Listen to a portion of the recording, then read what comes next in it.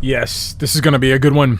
April 13, 2021. Today is a Tuesday, and I am Jarrin Jackson, and I love America. I am fired up. Today is, I already said, April 13, 2021. My bias as usual. I say this so that you know where I'm coming from. Everyone has a bias. Neutrality is a myth. I admit mine to you. That way you know where I'm coming from. You can disagree with me, but you can't say that I didn't warn you. I am a Bible-believing Christian. The Bible is the Word of God. It is perfect. The gospel of Jesus Christ is the only way to salvation, the death, the burial, the resurrection of Jesus Christ. I am a constitutional defending, patriotic, Rush Limbaugh, baby, Lin Wood, multiple time endorsed Trump supporter. All of those things are true, and to God be the glory. Amen. I am not a nice person, but I am loving. I do not want to be a nice person. I want to be a loving person. And I'm going to step on so many toes today. I'm going to be laughing. Then we're going to do a update. There's a bazillion things to talk about that. Phase 1, men as gatecrashers. Men as gatecrashers. That's what this live stream is going to be called, is gatecrashing. I am in such a good mood. The heat is on. The heat is on. I don't know if timber's about to... It's going down. I'm yelling timber. I don't know if timber's going to happen soon. It's going to happen. But I don't know if it's going to happen. But like... When I was... Back in the day in Afghanistan, whenever I was an infantry officer and I was shooting bad guys in the face, anytime you got in a fight... There's always this period in a fight where you knew there was either a lull or you knew that the initiative had been switched. And I'm telling you, in my gut, the initiative has changed. I can't pin it down. I'm going to try to elaborate today. I've got nothing I have no sources. I've got no hunches. I have no insider knowledge, but just the initiative has changed. The fight is different. It's on our side now. God won on the cross, but like I'm telling you, maybe it's just the mood that I'm in. Maybe I had a little too much coffee today. I just told my question collector I'm not going to be doing Q&A today. I'm going to be doing my homework. So I'm going to be having shorter shows so that I can do my homework for the Live Local project. That is going to be May 8. May 8. Claremore tickets have sold out. If you want to come and you don't have a ticket, that is on you if there's no seats. But at the same time, I'm not going to turn people away. So there you go. Hey, I want to start off with a letter that I'm not going to read. I'm going to read it. I'm not going to show it. Shannon wrote me today. She said, "Hello. I messaged you a couple of months ago about feeling inspired to start a homeschool co-op after first hearing you talk about living local. Just wanted to update you and say thank you for the encouragement. Our church has adopted us as a mission, and we will be using the church facility 2 days a week for free. Using churches to teach kids. What a quaint idea. They are also building up their church library for us. Several older members of the congregation have volunteered their time to help teach, watch younger children, and to support us in any way. We are a growing group of parents who are supporting each other in this new journey. Most of us have never homeschooled. What was that? Have never homeschooled before. And there are fellow moms who have homeschooled who are helping us. We are setting up a 2-day-a-week co-op that are half days. This way, a working parent can teach 1 day and work the other if they need to. We are doing 6-week rotations of 4 subjects and have a parent who has offered to tutor kids during co-op time on subjects that may be struggling with. We have become a community of believers joined together by God's grace, rising up to the challenge of teaching future generations." Yes! Yes! A few veteran homeschooled parents have also offered to hold workshops to help us build curriculums. We are all learning together. These are wild times. Never thought I'd be a teacher while managing a family-owned business. Let me start the second one. I'm sorry, I did the we're community believers. Never thought I'd be a teacher while managing a family-owned business, but here we are. We are also learning how to raise chickens. Thank you for your wisdom. It's not mine, it's God's. And answering God's call. I hope you find your way to Idaho someday to speak about the live local mindset. And then she had some other good stuff to say, and she she referenced 2 Timothy 3:16. 2 Timothy 3:16 is one of my favorite verses. It is, of course, the verse where Paul is writing to Timothy, and he says, all scripture is God-breathed. And the Greek there is theanostos. God breathes scripture. It is inspired, all scripture. That's why you can believe your Bible. It is theanostos, God breathed. Amen. Thank you, Shannon. Appreciate that. Real fast, this is the mood that I'm in. This is the meme that perfectly describes where I'm at right now.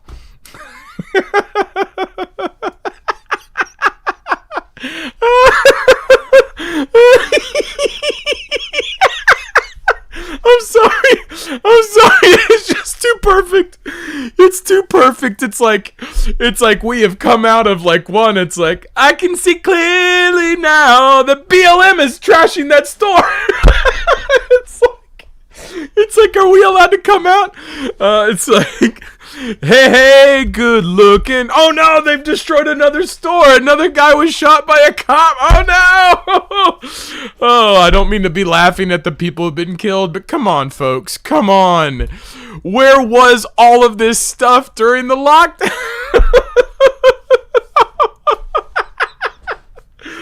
Oh man, I have a gallows humor and it is in full effect tonight. Let's go update. Hey, did you know? Well, if you're watching, you're probably a bigot. In fact, I got kicked off. We'll get into YouTube kicking me off here in a second. But Tucker Carlson is a bigot. Did you know that? And by the way, hold on. I'm gonna start using language, right? If I do this, right? If you guys are listening right now, watch, right? Let's invade your mind real fast. Let Jarrin invade your mind through your eyes. If I do this, it means I'm speaking opposite, okay? So I'm about to say some stuff that I'd have to do this, right? So keep that in mind. I'm sorry, folks. All business here at the Jarrin Jackson live stream. That's discipline, by the way. That's like army. I still got it. Tucker Carlson is a bigot. How do I know that? Because the New York Times says so. That's why. He has talked about replacement theory. You know what replacement theory is? It's the idea that the godless commies are letting in a bunch of illegals into this country. They're smuggling them in, not only just for pedophilic, satanic, ritual, cult purposes, Luciferian belief systems, but also because of an electoral demographic shift. This is what the Anti-Defamation League is talking about. But then again, if you actually do some research, British, you'll find that there's multiple people on New York Times that says, yeah, we can replace you guys. This was from 2018. So yesterday, New York Times is tweeting about the Anti-Defamation League, the ADL, talking about how Tucker Carlson is a racist and a bigot. Because, because he is. Tucker Carlson is a racist and a bigot. Okay? So Tucker Carlson is the most racisted, bigoted person in the entire world. But there you go. There's two New York Times articles. I've realized that the artificial intelligence and the algorithms cannot read the pictures. That's why memes are so powerful. Memetic warfare is so sticky and powerful and persuasive and influential because the computers can't tell what the pictures say on the screen. So there you go. That is just hypocrisy. Here is, so we're going to do kind of a round robin thing. Normally my British people have really bad teeth. No offense, you do. Hey, your waistlines aren't as big big as ours, okay? But British people don't just have bad teeth, they have bad hair. Listen to a really stupid British person talking about something that's really dumb. Watch this. It is very, very important for everybody to understand that the reduction in these numbers, in hospitalizations and in deaths and in infections, has not been achieved by the vaccination program. People don't, I think, appreciate that it's the lockdown that has been overwhelmingly important in delivering this improvement in the pandemic and in the figures that we're seeing. And so, yes, of course, the vaccination program has helped, but the bulk of the work in reducing the disease has been done by the lockdown. Yes, of course, the vaccination program has worked, but the bulk of the work has been done by the lockdowns. My British accent is pristine. I could do Cockney, hey governor. I could do the Boris Johnson. Of course, the vaccines have worked, but the bulk of the work has been done by the lockdown. Now, why would he say something stupid like that? I mean, what's the point? I'll just leave it at that. I'll let you do that, because if I say anything else, the godless commies are going to come after me. Not that they already have. So there's that. I mean, how can he believe that? It's like, oh, it's so funny. Did you see him like looking off camera? It's like he's telling this godless commie, because he's a godless commie. He's got his disheveled hair. He's telling this person, he's like, oh yes, the vaccines have done their work, but it's because of the lockdowns. And he's like looking, he's like, is this what we're supposed to be saying? Yep, this is the talk. Roger that. Okay, yeah, Roger. Yeah, of course. That's the only thing I have in my mind, is like whenever he's putting his tie on and not combing his hair, is he saying, okay, we're gonna say the vaccines are good, but it's according to the lockdowns. And why am I talking like that anyway? Hey, a couple hours ago,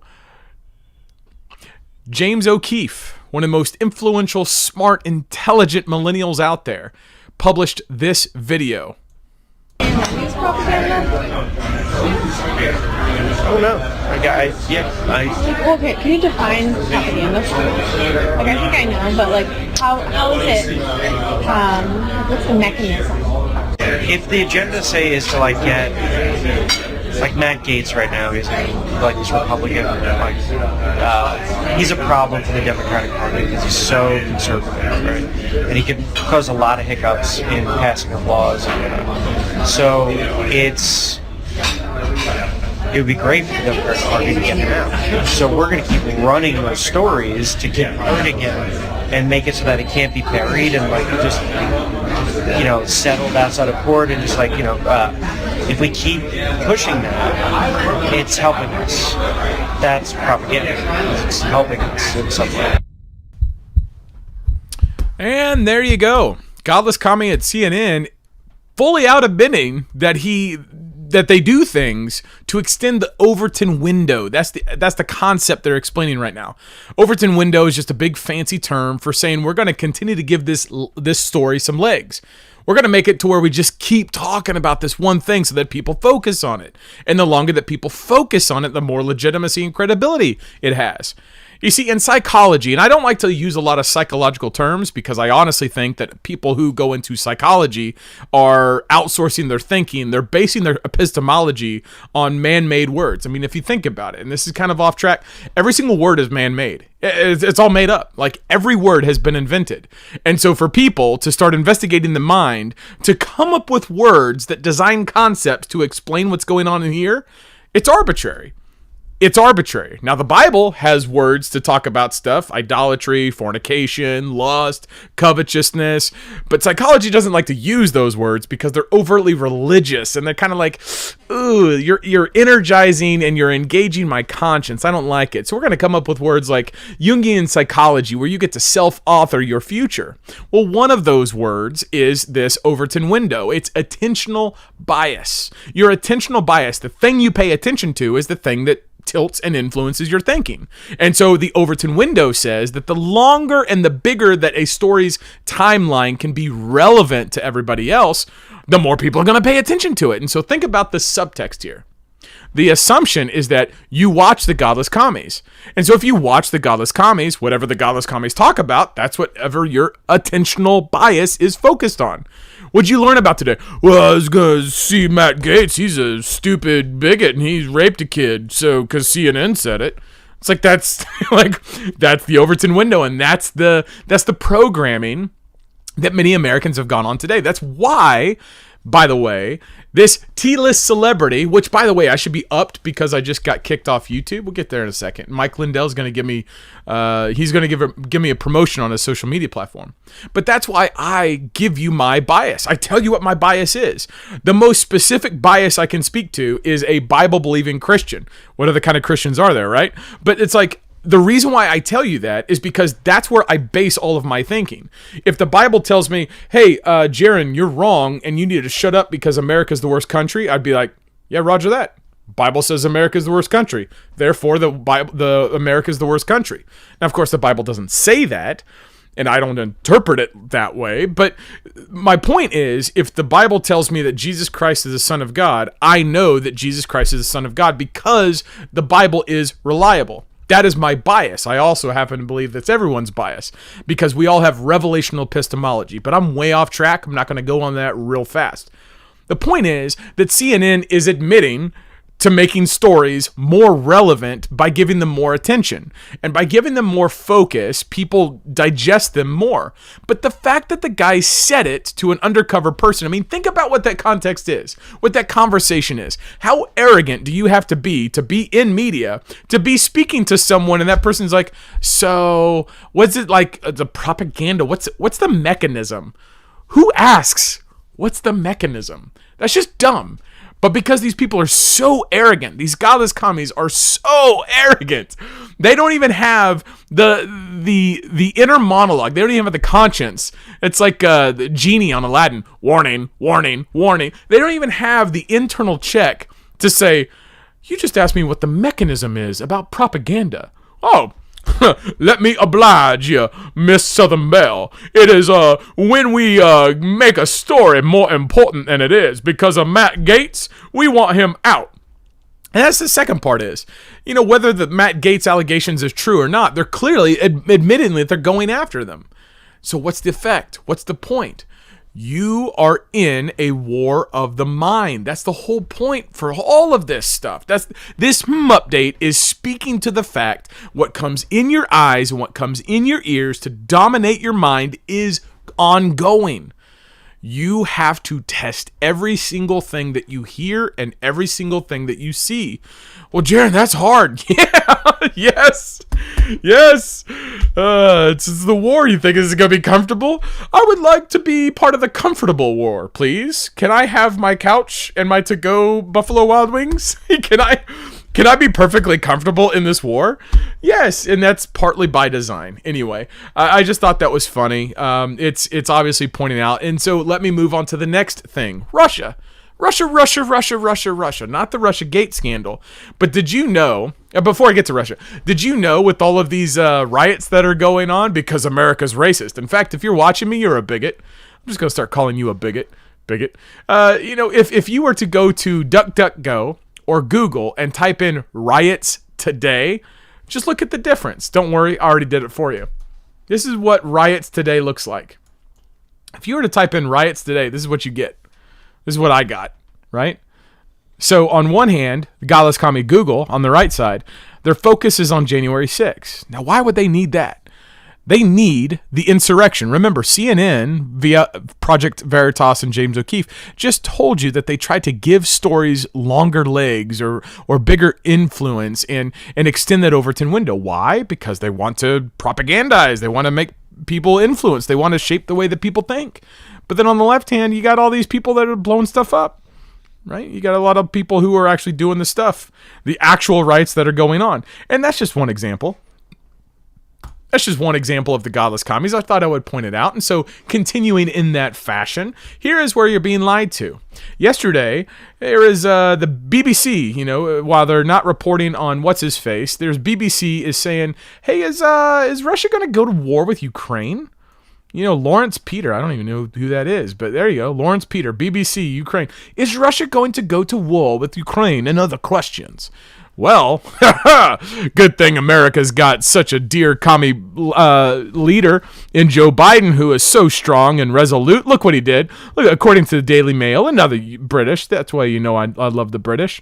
Biden tells Putin to back down over Ukraine. U.S. president personally phones Russian leader.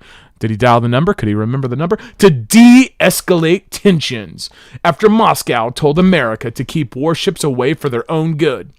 Now, quickly, the only way that this could actually work and Russia would de-escalate is if Russia were inside the White House and Joe Biden's dogs were there. But then again, they'd have to go to Fort McPherson, which is where the fake White House is outside of Hotlanta. But I mean, my point for pointing this out is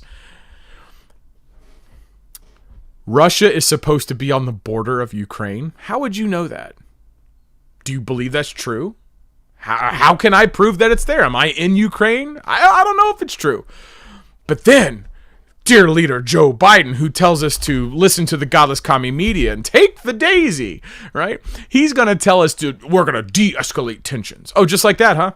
You're just going to wave your magic wand to de-escalate the tensions, right? Why do I not believe this? Could it be that whenever Joe Biden was the president or vice president in 2014, Putin annexed all of Crimea in the Ukraine? What does that mean?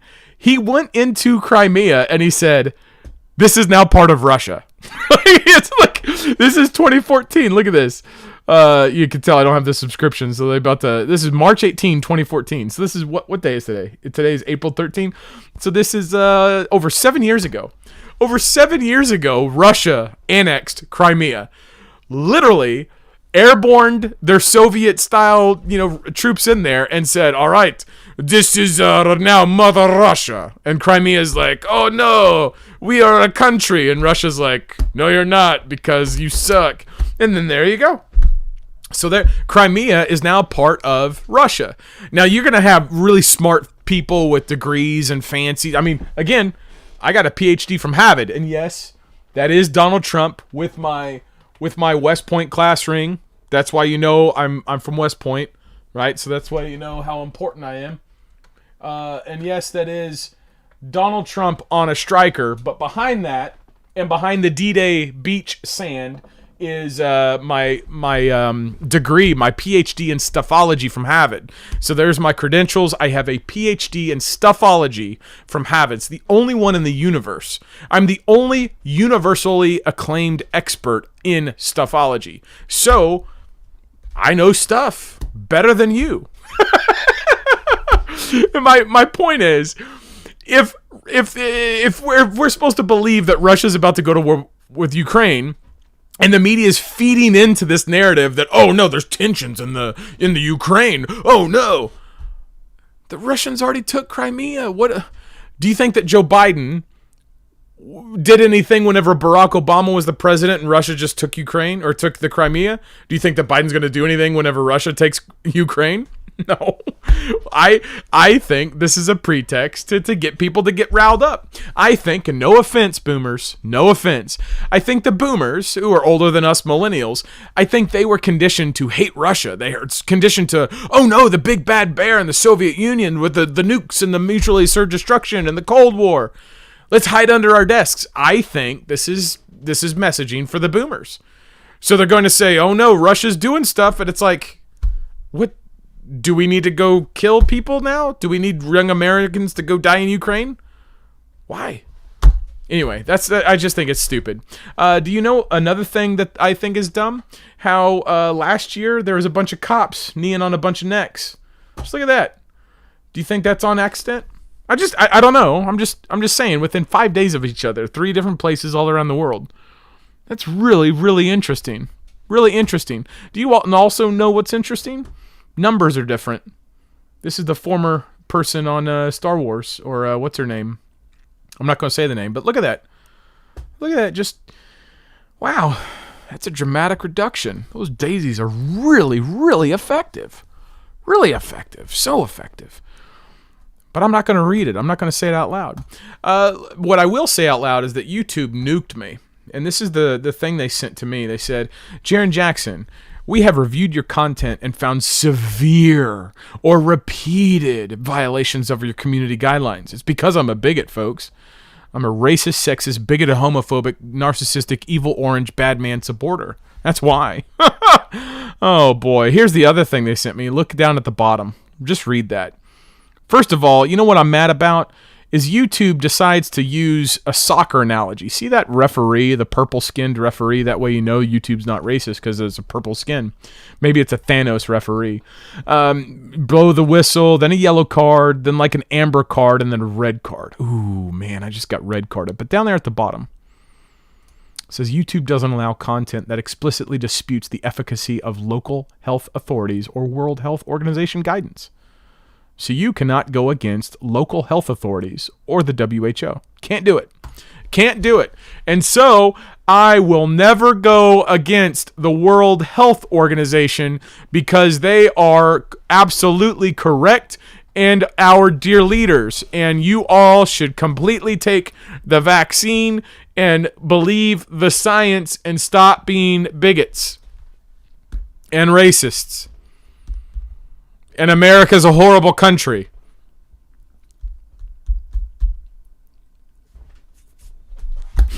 And the dollar is completely safe. All right, let's go. Phase 1. Phase 1, where are we at? First, let's beat these godless commies. Really quick, this is my job. Let's beat these godless commies. You want to support a Bible-believing Christian, constitutional-defending Rush Baby Trump supporter? I am your dude. I am at 23.1%. You guys are giving me like 1% a day. Now remember, when we get to 25%, I'm going to have to moonwalk. If I get to 50%, I might have to do a cartwheel. I've never done a cartwheel. Well, correction, I haven't done a cartwheel since West Point. They got this stupid class called gymnastics that literally, even if you're a dude, you got to like do stupid cartwheels and backflips and stuff. Trust me, you do not want to see that. But if you guys get me to 50%, I might have to do a cartwheel. So just don't do that. Let's not get to 50. Do not get me to 50%. How about that? How's that for reverse psychology? Right? Okay. Phase 1. Look at this. What I'm going to call here is men as gatecrashers. Men as gatecrashers. Back in the olden times, antiquity, people would have walls. People would have gates. You smash the gates to get inside of the walls to kill all the people inside, right? And I'm not advocating any violence. I'm using that as a metaphor, using it as an analogy. But men as gatecrashers. And for decades, this is not against women. I love women. I'm married to one, right? I love my wife more than myself, right? What's it? Ephesians 5. Men love their wives as Christ loved the church. That means I'm going to submit. I'm going to sacrifice, have sacrificial love for my wife. So this is in no means an anti-woman thing. Don't even think that. Or we're going to start talking about that. Men have been beaten down and have not been in their place socially, culturally, for a long time. We're coming back. We're coming back, and what I love about this video that I'm about to show you is that watch what happens, the difference of the men. One dude has something that I identify with. Notice what he says, notice what he does, and understand how it changes things. I want to show you if men would just stand firm and speak truth, these godless commies will quiver, quake, and run away. This video fires me up, and it is the reason, the singular reason today I am in such a good mood during this live stream. Here we go.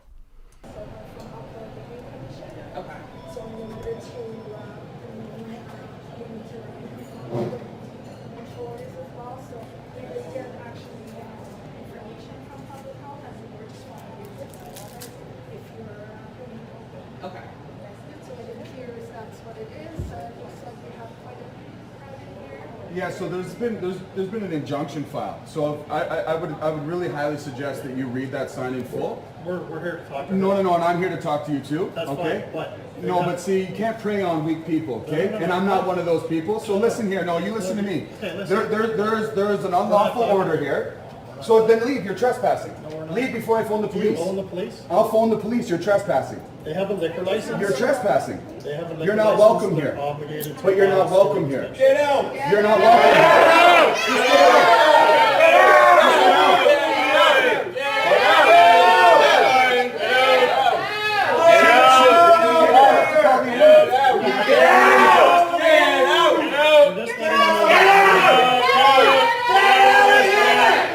Get out of the restaurant. You've been asked to leave. Excuse me, you're trespassing. Get out of here. Get out.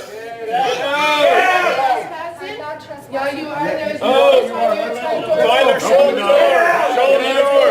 Can you like have a Show them the door. Bye-bye. Bye-bye. Get out of the building. Get out of the building. Get out. outside, please? Get out of the building. Outside, please. Bye-bye. You're not welcome here. Bye-bye. You're not welcome Get here. out. You're trespassing. Get out of the building. Bye-bye. Freedom! Freedom! Woo! Get out. Go away. 'Twas the night before tyranny, and all through the place there was a bearded man there was a man with a beard on his face. He stepped up to the godless commie, and he said, "You're trespassing." It's not gonna rhyme. And the godless commie pushes back, and he says, "Well, and the man was like, "I do not care. Get out of my face. My glorious beard despises what you stand for. Therefore, I will stand firm, plant, and speak truth." Now, none of that made sense. Maybe that was my word art impressionist. Maybe that was a postmodernist thing, which is why it was garbage and it didn't make sense. But I love that. Yes! Yes! Did you see how there was hey, let's, you know what? Let's just be offensive. I'm going to go be offensive right now. Did you see how there was a woman with a mask and the dude with the mask is just kind of standing there like this, and you can tell he can't carry himself? Like, if you've ever done any kind of martial arts, if you've ever actually been in a fight, you can look at someone and be like, they know how to handle their weight. Even if they're a big fat guy or a big fat woman, you can tell it's like, okay, you know how to handle yourselves. You've got an athletic build. You know what you're doing. That dude's like over here doing like this, like chilling. That's a power move. That's a power posture. Did you see what he was doing? He is standing back there like this with mask on his face, big fat waistline, and the woman's up there going, there's stuff going on, and my mask, and you guys can't do this, and rules and stuff. And then did you see the dude with the beard? And it's like just jutting out there like Gerard Butler in the movie 300. And he's like, okay, actually, there was an injunction filed. And then that's what got the fat guy up off the thing. He's like, we're here to talk to him. He's like, no. You can't prey on weak people. And I'm not one of those people. So you're trespassing, get out. And the guy was like, and he just kept at it. That's what I'm telling you. They do not outnumber us. They cannot make you do anything. If you do not comply, they have no power. Zero power. It's gone. And men, specifically my men, grow your beards, lift weights, eat meat, and speak truth. You see a godless commie? Imagine your feet are like two oak trees, just planted firm. Do you know an oak tree fully mature could take a semi head on, and that semi 18-ton would just stop? One oak tree, just stop that 18-wheeler head on, right? Plant your feet.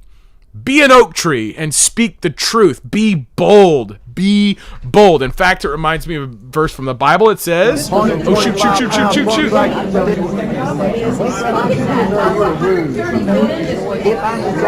that. Wow. Everything. I clicked one thing and it's just like everything moved over. That's why it happened. Okay. All right. So let's do this again. Maybe men shouldn't be in charge of computers, right?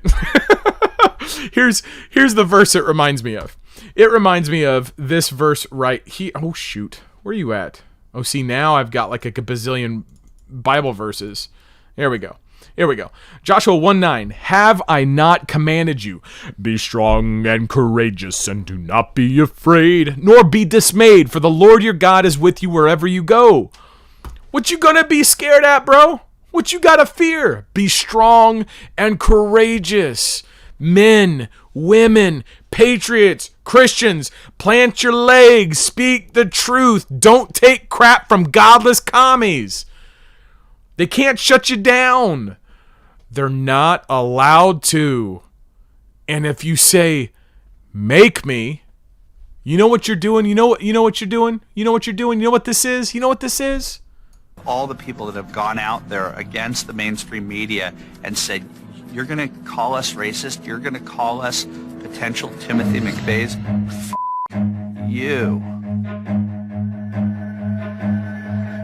War.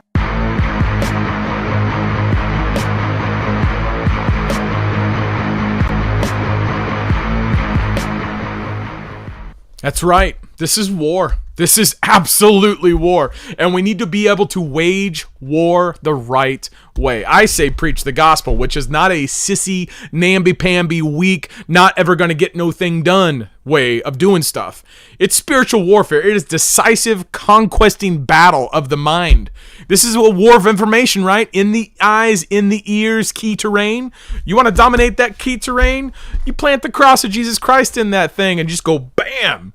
God will do stuff. All right. So the next thing I want to do, the next thing I want to talk about, I got all my stuff mixed up. The next thing I want to talk about is I just want to show another dude. I want to show another dude that, like, this guy gets it. This is a sheriff down in Louisiana. 125-pound punk like think men like these are afraid of an uneducated 125-pound punk like you that's never won a fair fight in your life and holds your gun sideways?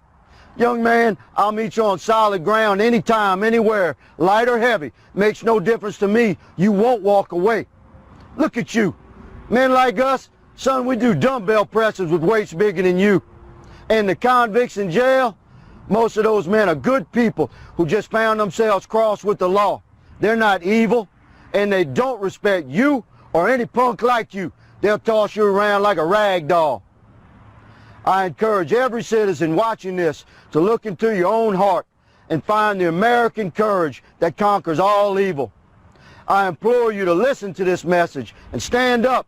Take back your streets. Take back your country. Come forward with information about these heathens that have terrorized your community. Yes! Yes! Yes! Yes! Yes! Gatecrashing. You are going to smash gates. Go out there and do it. Smash it. What was he doing? What was he doing? He was just standing there, speaking truth like he meant what he said. That's not hard. That is literally not difficult. But we live in a weak, cowardly, oppressive, politically correct, oh, did I offend you? Culture that's godless. It's weak. It's scared. It's a nanny boo boo. It's scaredy cat. It's garbage. And men are rising up and we're starting to crash these gates. We are crashing these gates because the gatekeepers have stratified, divided, they've privileged, they've oppressed. They've built systems, man-made systems, to separate people, image bearers of God, from what God has given them. Mostly of that is liberty, definitely our rights, but then now they're molesting and perverting our institutions that you, I, and everybody else in this country at least has a covenantal relationship with. And that is, government, you do this, and I get to live my life. God made me. God did not make this government. We made this government, and you obey me. That's how America works. But somehow these gatekeepers, they've screwed the pooch at all levels, on both sides, all over the place. If you're still in the left-right dynamic, if you're still in the conservative Republican and the liberal Democrats, they're so bad because they're the Demo-rats. That's boomer jokes, by the way. Get rid of that. It's stupid. Like, you deserve to be made fun of if you're like, the Demo-rats. Did you hear that I said Demo-rats because the last four letters is R-A-T-S, which spells rats? Let's watch Wheel of Fortune. It's like, get that garbage out. We need men who stand strong, women who stand strong, people who know their values, people who do not have the cowardice to buckle behind, oh no, that person with a mask told me to do something. Oh no, they have a badge and they're telling me that I'm doing XYZ. Make me. Make me. Make me. That needs to be what every patriot says to anyone who tries to assert authority. Remember, let's go back to playground rules. Why and who says? You'll figure out most of the time the why is because I said so. Well, what makes you different from me? That's where you go to who says. Who are you? Oh, well, I'm the person empowered by the person with the other title, and here's my piece of paper on my chest or my little medal that says that you have to do what I say. No. No. Not going to do that. We're not going to do that. So you can leave. This isn't funny. I love you. Here's the gospel. You need to not go to hell and believe in the death, burial, and the resurrection of Jesus Christ. How about that? Is that good? We done? Okay. See ya. I'm going to go over here and live my life. And that includes not doing whatever it is that you say because God made me free, so bye. See ya. All right. Okay. Let's get on to. I could do this one all day long. And just the last little bit on phase 1.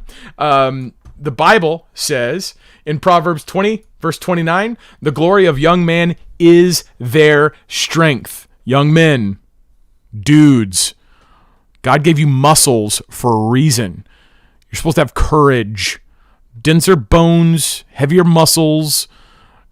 Do not be politically correct. Do not be weak. Crash the gates. And the splendor of old men is their gray head. Older guys, as they would say in Pashto, spin-giri, the white hairs, the gray hairs. Your job is to communicate wisdom to young men. That wisdom needs to be in a way that the young men can use their strength. Use your wisdom to identify what young men are good at, what their talents are, what their abilities are, what they're physically able to do. Present them wisdom that integrates with their strength. Us young whippersnappers, the millennials, the Zoomers, we are so arrogant we think we know everything. Do not look at our arrogance and get upset. Look at our arrogance and recognize it as weakness. Have the strength and the courage to present wisdom in a way that it can allow us to use what we have. And we might not have much, but we definitely got something. So you guys be wise. You guys use your gray hairs. Let the young people use their strength. The last thing I'll say is I'm going to start, I might write a book called Moving Dirt. And the moving dirt, this is my hand. I planted trees today. Look at that thing. Look at that leathery, dirty, wrinkled thing. That's me planting trees today. Moving dirt. Worked with God's creation. That's what it's all about. Now with that, I'll say this. My last little Bible verse on this. Genesis 2:15. Then the Lord God took the man and put him in the Garden of Eden to tend and keep it. If you're a man, you're supposed to tend the garden, dude. Get your hands dirty. When's the last time you had had dirt on your hands? Just go outside. I'm not a therapist. I'm not a doctor. I mean, I got a doctor in stuffology. If you're a dude or a woman, whatever, when's the last time you had God's dirt on your hands? Go outside and just move dirt. It's fun. It's tough. It's humbling. You will connect with it because you'll recognize there's a big earth that I can't do stuff with, but I can do stuff right where I'm at. Whoa, mind blown, Jarrin. You're dropping wisdom bombs. That's not wisdom, folks. That's just dirt on the hands. That's dirt on the hands. You want to talk about someone with dirt on their hands? Let's answer the question. Is Lin Wood crazy? Is Lin Wood crazy? Now, all disclaimers out there. I am a T-list celebrity. So, of course, I have Lin Wood's phone number. That's why you peasants and bigots listen to me, because you don't and I do. With that, I spoke to Mr. Wood last week. He is a very loving man, very wise man. My bias is affirmed. He's a good dude. I consider him a friend. I don't want to betray anything we spoke about, but I'm also going to identify that bias as I talk about this. And I'll reference the fact that I was asking, is Lin Wood crazy? Before I even knew that Lin Wood knew who I was, let alone way before I had Lin Wood's phone number. So before I had his number, before I spoke to him, before I knew that he knew who I was asking the question and doing the analysis, is Lin Wood crazy? It is on that note that I'm now hearkening back to that type of route, that type of ideology. In keeping with gatecrashing, Lin Wood is gatecrashing the Republican Party of South Carolina, and I love it. Now, my background, I ran for U.S. Congress twice. I lost twice. I attempted my own gatecrashing in 2016 and 2018. I lost. Lots of different reasons. Who knows what's going to come up in the future? But it's the idea that whenever you go up against the establishment doesn't like it. And there's different archetypes of the establishment that seem to present themselves to anyone who's challenging said establishment. So Lin Wood, I'm going to ask the question, is Lin Wood crazy? But we're going to overlay that on top of the political analysis because Mr. Wood on his Telegram channel sent out a couple videos. I'm going to watch those videos. I got 4 videos that each one of them reveals an archetype of establishment mantra and just this fake, stupid, I think ineffective, lethal as far as America is concerned. I mean, this is the type of stuffy, holier than thou evangelical conservatism that has destroyed everything. Now, am I evangelical? Yes, because I preach the gospel of Jesus Christ. That's good news. So yes, I'm preaching the gospel. It's evangelical, evangelion. I say good things. So yes, I'm an evangelical Christian. Amen. Am I a conservative? Yes, because I'm conserving God's order. You should ask anyone who says, I'm a conservative. You'd be like, what do you mean by that? What are you conserving? Well, it's free market capitalism and the Constitution. Okay. All right, bro. Those are good things, but like your tokenism and your cliches, your titles, your labels aren't good enough for people who think all of that is racist. You need people who can engage at the spear point. Lin Wood, I argue, is a dude that can argue and engage at spear point. Okay, so we're gonna watch this. What I want to do is I want to watch each video and I'll just analyze it. But here's this first one. I have no idea who these people are. I have no idea who any of them are, and I don't really care to take the time to do the research, British. But what I want to do is just kind of elevate the Republican archetypes. The Republican archetypes of gatekeepers. And then I want to say how Lin Wood is gate crashing. But we will ask the question, is Lin Wood crazy? Here's video number 1. There's 4 videos. Look at the victory of Lindsey Graham. Look at that. Over $130 million to $150 million, Lindsey Graham. Yes. And thank you, Lindsey. Thank you, Drew. Thank you to the people of South Carolina. Thank you, Trump. Totally, that's right. Totally, that is right. If Donald Trump can just control this, he can control the world. and he is the greatest president in terms of what he's done and his understanding of human nature. A couple things. First, Lindsey Graham sucks and he wants amnesty. He's an Air Force officer. No offense to the Air Force, but you ain't infantry. So I don't think the dude's ever done a combat deployment, and if he did, he was pencil pushing while behind mountains of HESCO barriers separated from the enemy. Oh, but Jarrin, what about rockets and mortars? Dude, tell me one person who hasn't been in a combat zone that didn't have some kind of rocket or mortar shot at them. Just because they got shot at doesn't mean they did stuff. And if they're active duty U.S. senator, going through the motions of, I served my country in Afghanistan or Iraq or wherever as a lawyer. Okay, all right, cool. You do a good job. But you see what she's saying? Here is the Republican archetype. What was it fist raising, by the way? And I don't know who this woman is. We could probably get along really well, but I'm burning a bridge right now. What was with the fist raising? What are we, critical race theorists? Are we Black Lives Matter Republican style? But it's like we're raising the fist from like 130 million to 150 million. Why are we measuring the size of the victory compared, why are we measuring the size of the victory according to the deficit of funds that we overcome?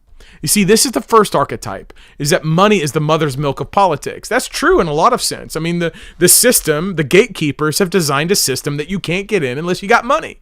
I mean, why do people need money in politics anyway? It's to buy an audience. Now, why do you need to buy an audience? Because you don't have an audience. So if you got a lot of money and you can buy your audience, you can put your face everywhere. Oh, hey, look at my face, right? Oh, I lied to you. I didn't get the video that I said I was going to get today. We're going to put I'll just put video. Tomorrow we'll do it. Tomorrow we'll do it. But like, why is money such a big deal? And then you heard the people that are like, oh, Lindsey Graham kind of sucks. And she's like, she had to default. And she's like, well, Donald Trump. And the people started calling out, yeah, Donald Trump's the reason why Lindsey Graham won. So if you want to measure the victory of Lindsey Graham against the hundreds of millions of dollars that he overcame from whatever godless commie Democrat was running up against him, it's because Trump endorsed the dude.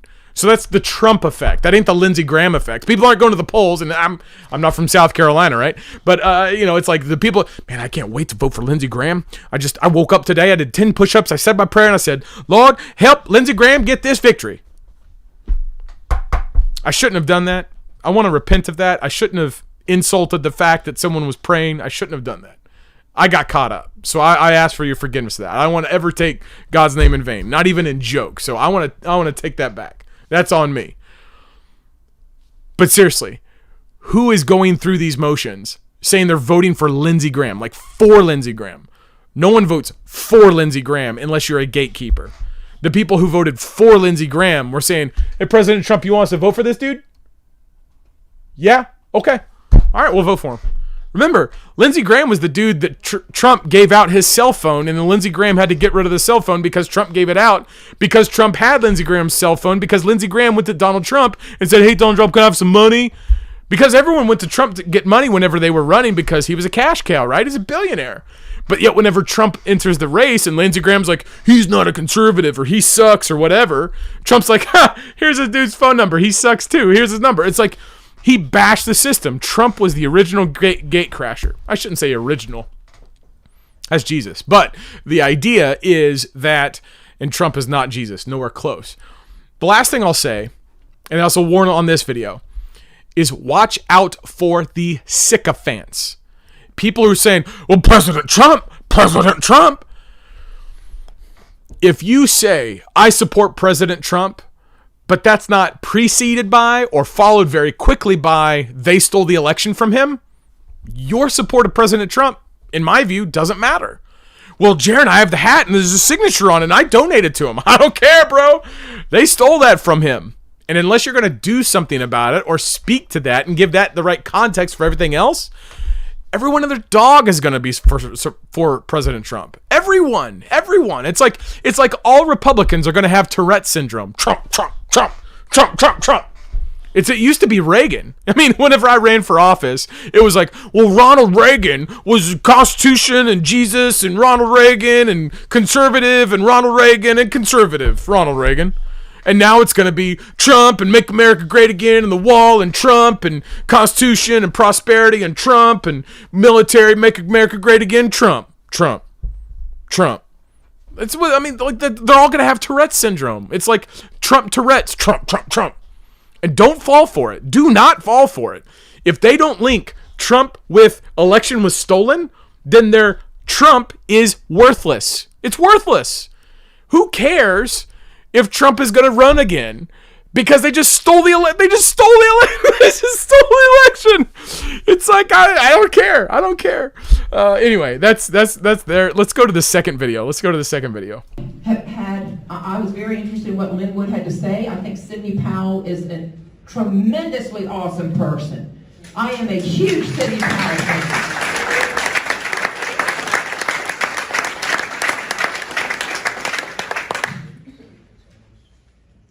But I have concerns about somebody that lives in a state just across the border from us and wants to come over and run for state party chairman when he hadn't even become a delegate from the county in South Carolina that he claims residency for. Something just doesn't fit right about that. And I would say, if you have an interest in your political, not your political future, but a state's political future, go back to the one that's got the problems. Go back to Georgia. The nation needs something done in Georgia. 30 seconds. Yeah, a couple things. Again, the archetypes. We're talking about Republican archetypes here. The Republican archetype here is clout chasing. You notice how she said, I'm a big fan of Sidney Powell. You have to say that. As a conservative Republican, patriot, activist thing, you have to say that. Because there is a celebrity class of conservatives right now because we are bereft of actual conservatives in the Congress. See, we're supposed to have people who are our champions, right? Like that's the outmoded model. We're supposed to have representatives and senators that are like gatecrashing, right? Like they're supposed to be giving the power back to us or at least defending it on our behalf, but they're not. And so because the election was stolen, now there's going to be this rising generation of conservative patriotic leader. Lin Wood is in that class. Sidney Powell is in that class. Mike Flynn is in that class. So she has to say, oh yeah, I support Sidney Powell. Because Sidney Powell ain't running for nothing that she don't want, right? Like, Sidney Powell isn't running for anything in South Carolina, so that's why she likes her. If Lin Wood was running for the Georgia GOP chair, and do I really care about the South Carolina GOP chair? No. What's the role of the GOP chair? To be the leader of the party in that state at the activist level? Okay, cool. A lot of these people just like their titles. A lot of these people just like to be known by other people as the person. I'm the chair. I'm on the committee. I did the rules committee. Did we get the certification of the voters? Who has the minutes? Who has the minutes? How many GOP meetings did I go to where they were spending time, precious time? God made all things. And you got people over here with like poofs of hair going, well, the minutes from last meeting was about who cares about the minutes? My country's dying. Stop talking about the minutes. Stop talking about the minutes and get people in there that are going to go to war and get in the trenches. Who here is going to destroy the godless commies? You and you. Roger that. Do away with the minutes. Let's identify the patriots. Minutes out, patriots in. But yet there's people who like their titles. They like the clout. They like to be doing their deeds in front of other men. Remind you of anything? The next thing on this is think about how she's concerned. She's concerned that no one would be a delegate. I wonder what she would have said about Trump in 2016. The dude never ran for office before. What makes you think that he could just run for president? Doesn't he know that he's not the right guy? Doesn't he know that he hasn't waited his turn? It's not his time yet. He needs to go be a governor before, or a senator. He needs to pay his dues. Was this a caste system? What, we supposed to like jump through hoops? You want me to get on the table and dance for you? You want me to smile at you, shine your shoes? Hey, good looking. It's like, what do you want me to do? No. I'm a patriot. I love America. Those godless commies are in my way, and y'all suck. I'm going to crash this gate. I'm going to take position so we can go to war and get in the trenches. That's what we're going to do. What we're not going to do is, hey, who here's got the minutes? You have the minutes? No, you're the treasurer. Okay. Yeah, tweet me that. Send me that email. Who has the minutes? Do you have the minutes? If I ever get involved at the GOP, I'm getting rid of the minutes. Getting rid of the minutes. It is get rid of them. It's like get rid of them. Okay, and then the last one, she frames. Here is my number one issue with this woman. I don't know her name.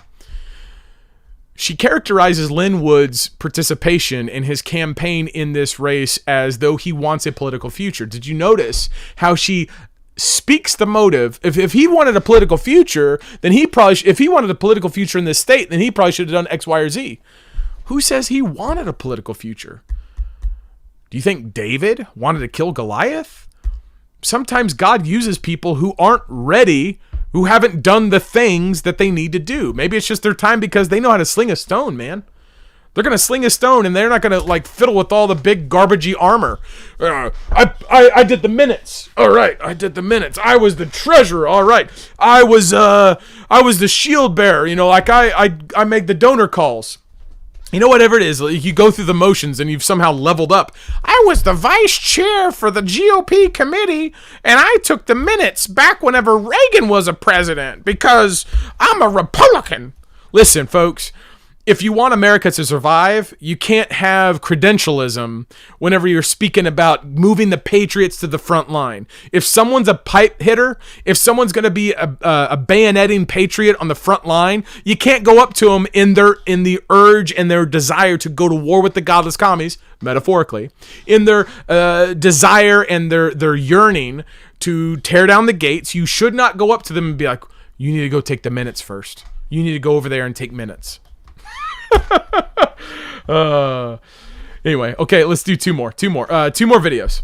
This was a rigged election. The Senate race was a rigged election. The problem is Wake up and see it. 500,000 people didn't vote in Georgia. If I had gotten 500, ma'am, Senate seats ma'am, because of your no, you common didn't, sense, ma'am. you know. If I had gone out and gotten you 500,000 more voters, they would have gotten 500,001. They cheated. You cheat, you cheat. Yes. I'm not to blame for that. The people that allowed them to cheat are the people you ought to be looking at, not me. Ooh, this is Hear My Heart. That is the worst of all Karens.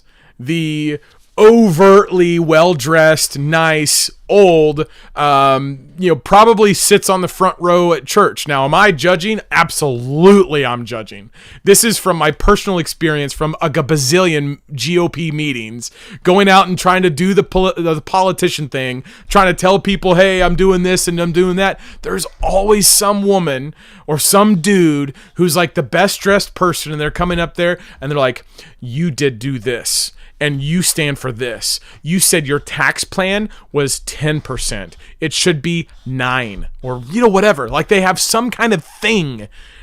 It is like, and they're the ones that define what's true. They're the ones that defines. It's like, I don't find any of that attractive. I don't think that there's a large coalition of people who want to save America rallying behind the lady who's nipping on Lin Wood for saying 500,000 people did not vote because of you. How do you prove that? One. Secondly, do all of them not vote because of Lin Wood? That's attribution error. You can't say that 500,000 people uniquely made the decision to not vote because Lin Wood told them to not vote. That's a misattribution error. The second thing is Lin Wood didn't tell him not to vote.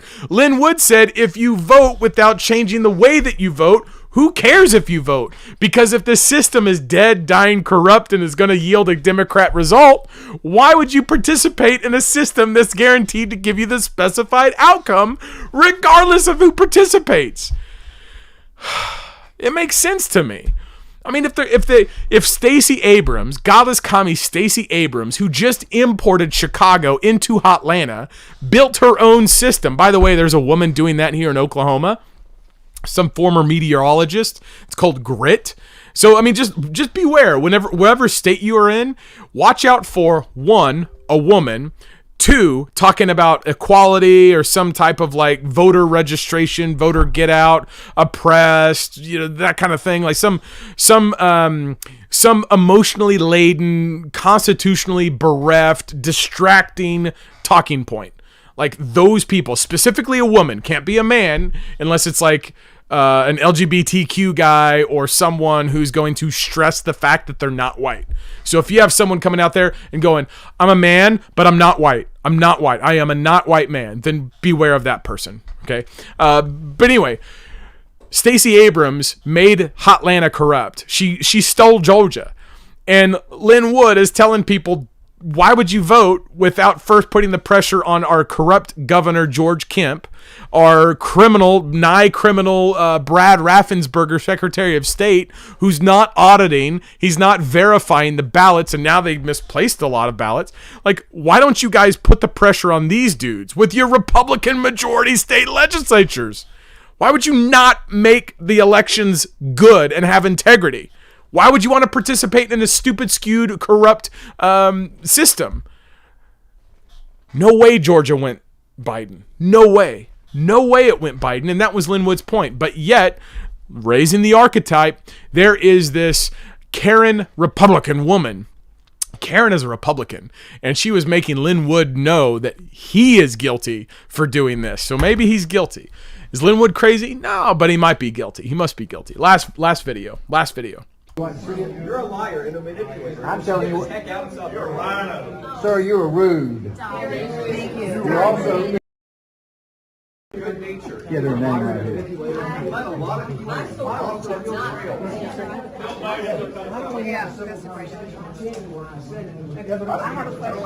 getting ready to find out when the whistleblower gives an interview to the media that I'm right and you're wrong. We've been getting ready to find out for months. For months and I months. put the information out there. I gave you You let law a lot of people enforcement. do a lot of stupid things, which got them in a lot of trouble. Listen, I'm not going to, I have done the You're best not a I leader. can. You're not a leader. We'll see. It's going to be up to the party to decide that, sir.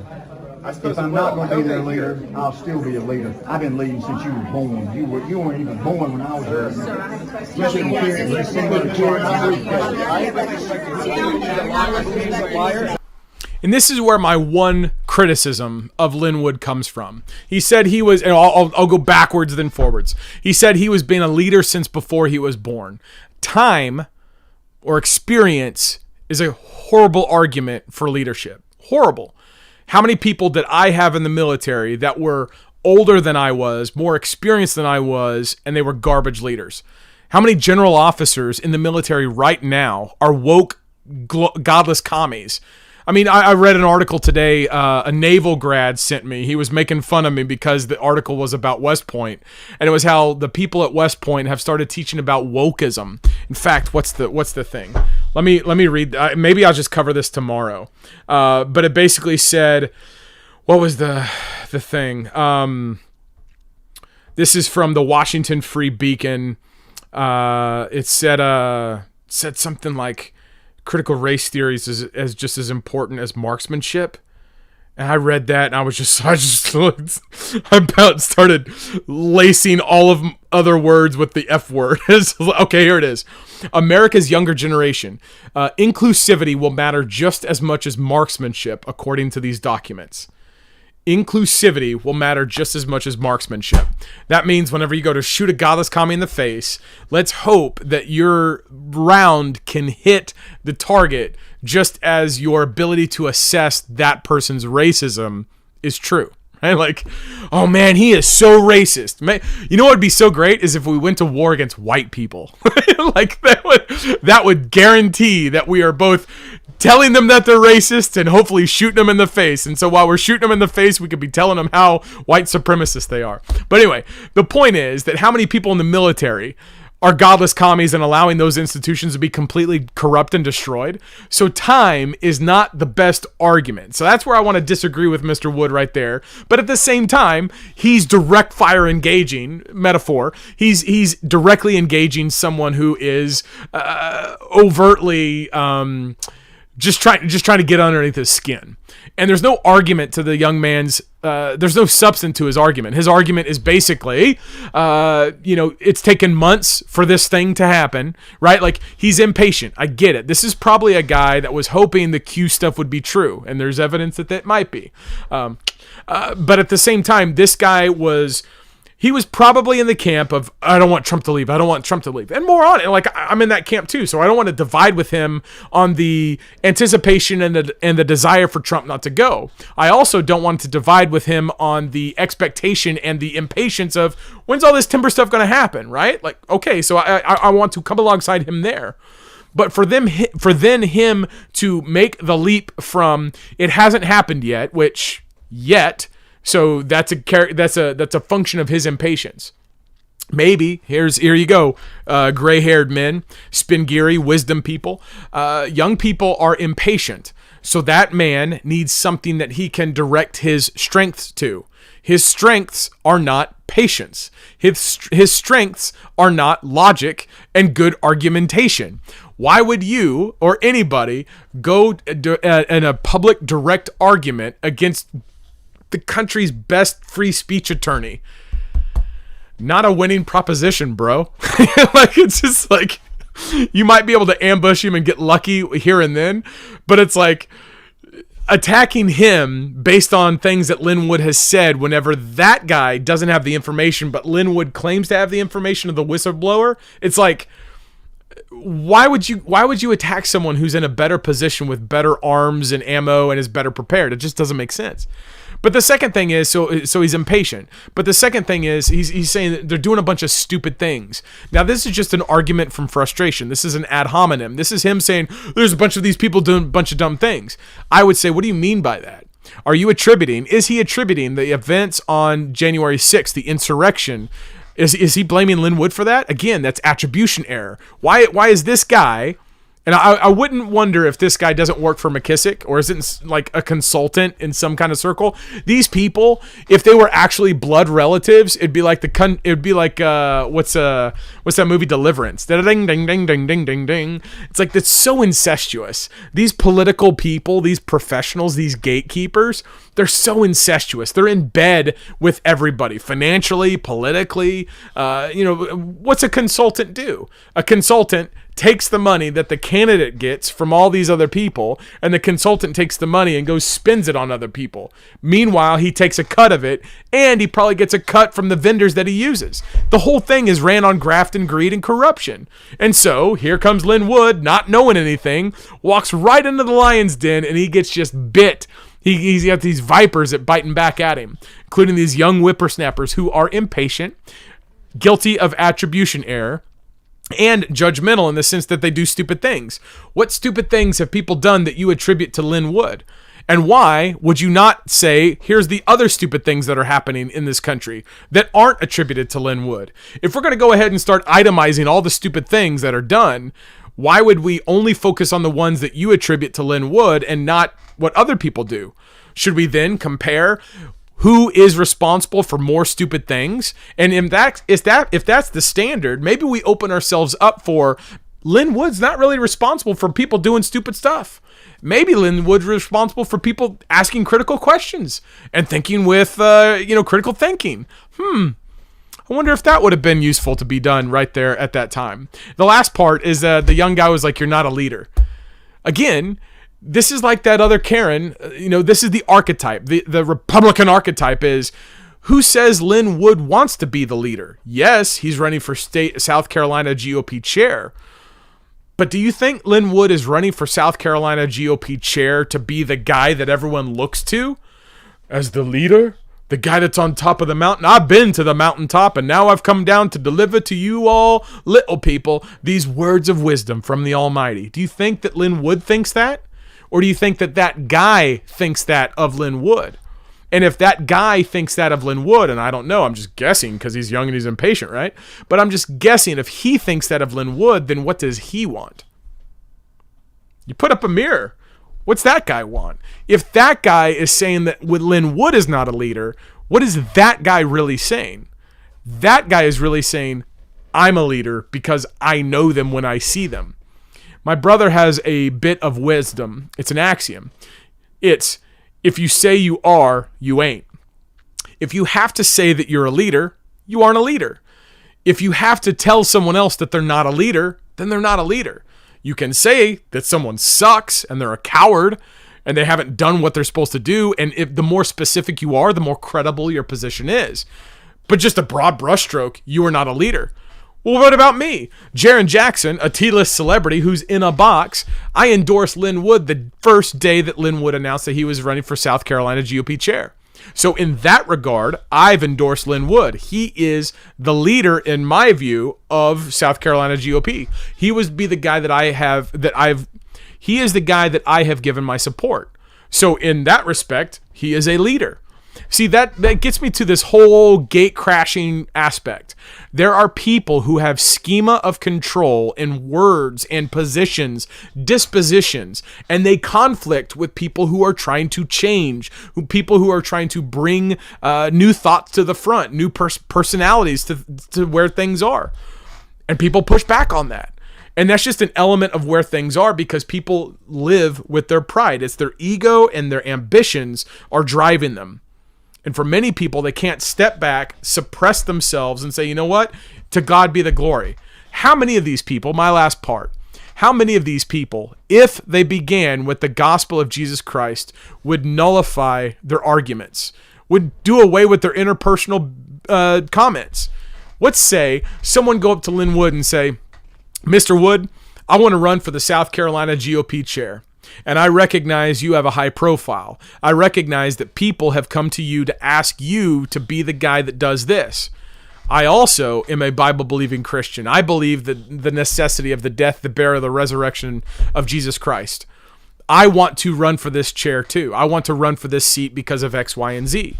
Now, don't you think if Lin Wood, who professes to believe the Bible and to have a relationship with Christ as the only way to salvation, don't you think that he wouldn't resonate and relate to that person who met him at his foundational value first?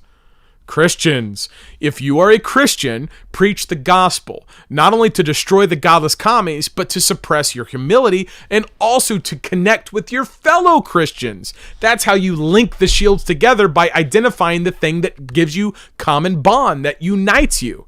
You could say it's America, but how many people are Republican just because they want to take advantage of Donald Trump's coattails? How many people have these positions because they feel puffed up and proud, and they're popular because people know who they are, right? So you can't identify. I don't think that you should identify as a conservative or a patriot or a constitutional defender, because there's plenty of people who will fake it under those banners. There's plenty of people who will fake it under the Christian banner. But that's where you have to, in my opinion, you've got to stand your ground. You've got to stand your ground and say, this is the gospel. Let's get back to our anecdote. If that guy or that whoever goes up to Lin Wood and says, you believe the gospel, I believe the gospel, this is what I want to do. I don't want to run against you. Will you help, pray for me or give me advice or connect me with someone or talk me up for this one? I don't know Lin Wood that well, but I know that would be a much better conversation than telling the man that he's a liar, than saying to the man that he's not a leader, than besmirching his motives and saying he's just a carpetbagger coming from out of state and he wants to have a political future in South Carolina. All of those things are reflecting the heart of the person who's making the accusation, not about the truth of the efficacy of the heart of the person who's being insulted or made fun of. Now, I get it. People want to win. People don't want to lose. And that's why if I ever jump back into the fray, that's how I will carry myself. I don't want to be a guy who wants to win. I want to be a guy who speaks truth. Because the victory's already won. And I think for me, and I'll end this on this, I have been selfish and arrogant and egotistical and proud in my past. And I'm sure I'm going to be like that in the future. But whenever I work with the dirt, whenever I actually work with dirt, that brings humility. And it's in working with the dirt that I get a better perspective. Because I recognize, man, I came from this. And this is where I'm going back to. So while I'm here, I might as well work with the dirt. I might as well humble myself and work with what God gave me, told me to tend. Because these Republican positions, they're stupid. They're dumb. You can go have your minutes. You can go have your committees. You can go have your legislation and all your other stuff. And I'm not telling you to disengage. I'm not telling you to be a coward. I'm not telling you to back off. I want you to go to war the right way for the right reasons. That's what I want to say for Live Local. I told Question Collector we're not going to do questions tonight. I appreciate your time. The most important thing I can tell you is the gospel of Jesus Christ. The death, the burial, the resurrection. You and I broke God's law. Jesus paid the fine. You believe in his resurrection. You put trust in him. You believe that he paid your fine. He took your sins. You believe that? You will have an eternal relationship with him. You have all the knowledge you'll want because you have the Almighty answering you. The Bible, see, Jesus doesn't hold knowledge from anyone. He says, ask and it will be given to you. Knock and the door will be open. Seek and you'll find. It's all these other garbage religions and false beliefs that are making it so esoteric and so secretive, and the occult, and it's like you have to be XYZ member, you have to pay in, you got to do XYZ ceremony, you have to do something in order to get something. That's not who Christ is. That's not who God is. God gives freely, which is why he died on the cross. And he's almighty and powerful, which is how he conquered death. Anyway, that's the gospel. I appreciate your time. I'm Jarrin Jackson. Now go to war.